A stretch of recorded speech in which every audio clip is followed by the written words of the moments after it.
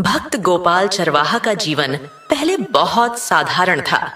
वह एक साधारण ग्वाला था जिसका काम गांव के लोगों की गायों को चराना था। गाय चराने के बदले गांव वाले उसे अन्न और आवश्यक सामग्री भेज देते थे। गोपाल न तो पढ़ा लिखा था, न ही उसने कभी भगवान का नाम लिया या किसी धार्मिक चर्चा में भाग लिया। उसके जीवन में परमार्थ का कोई संबंध नहीं था। बस वह गाय चराता, जंगल में रहता और उसकी पत्नी उसे खाना पहुंचा देती। एक दिन गोपाल ने जंगल में संतों का एक कीर्तन मंडली जाते हुए देखा जो श्री राम जय जय राम का गान कर रहे थे। संतों का वह झूम कर गाना उसे बहुत पसंद आया और उसने खुद भी राम राम का जप शुरू कर दिया।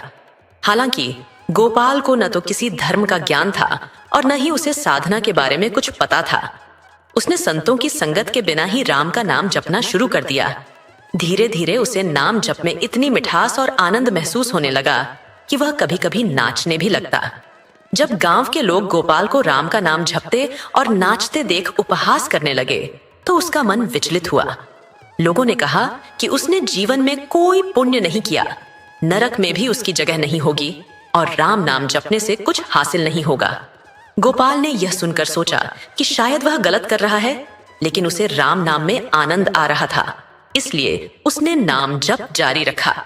एक दिन जब गोपाल संतों से उपहास के बीच अकेला बैठा था, एक परमहंस महात्मा वहां आए। गोपाल उनके चरणों में गिर गया और उनसे पूछा, महाराज, मैं राम राम कहता हूं, क्या इससे मेरा कल्याण होगा? महात्मा ने कहा, बेटा, भगवान का नाम बहुत मंगलमय है, लेकिन तुम्हें एक सद्गुरु की आवश्यकता है। जब सद्गुरु की कृपा प्राप्त होगी तो तुम्हारे मन में ये बातें नहीं लगेंगी। महात्मा ने गोपाल से कहा कि उसे भगवान से प्रार्थना करनी चाहिए और अगर वह सच्चे दिल से प्रार्थना करेगा तो सद्गुरु उसे अवश्य प्राप्त होंगे। महात्मा के जाने के बाद गोपाल ने गहन प्रार्थना शुरू कर दी। वह जंगल में गाय चराते हुए हर समय सद्गुरु की प्रतीक्षा करता रहा। बहुत दिनों तक कोई गुरु नहीं आया, लेकिन गोपाल का विश्वास अडिग रहा। फिर एक दिन जब वह फिर से संतों से उपहास सहन कर रहा था, एक तेजस्वी महात्मा उसके सामने प्रकट हुए। गोपाल ने उन्हें पहचान लिया और दौड़कर उनके चरणों में गिर पड़ा। महात्मा ने उसे गुरु मंत्र दिया और गोपाल के जीवन का पूरा मार्ग बदल गया। गुरु के आशीर्वाद से गोपाल का नाम जप और गहन हो गया। अब वह बिना किसी संदेह के राम नाम में लीन हो गया। जब उसे भूख लगती तो वह भगवान को भोग लगाने से पहले खुद कुछ नहीं खाता। कई दिन तक गोपाल ने बिना अन्न जल ग्रहण किए केवल भगवान का भजन किया और अंत में भगवान ने उसे दर्शन दिए। श्री कृष्ण के दिव्य रूप को देखकर गोपाल के सभी कष्ट और दुख मिट गए।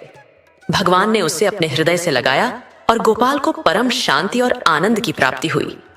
इस कथा से यह सीखने को मिलता है कि सच्ची भक्ति और विश्वास के साथ किया गया नाम जप सद्गुरु और भगवान की प्राप्ति की ओर ले जाता है। चाहे जीवन कितना भी साधारण क्यों ना हो, अगर व्यक्ति के भीतर सच्ची भक्ति और समर्पण है तो उसे भगवान अवश्य मिलते हैं।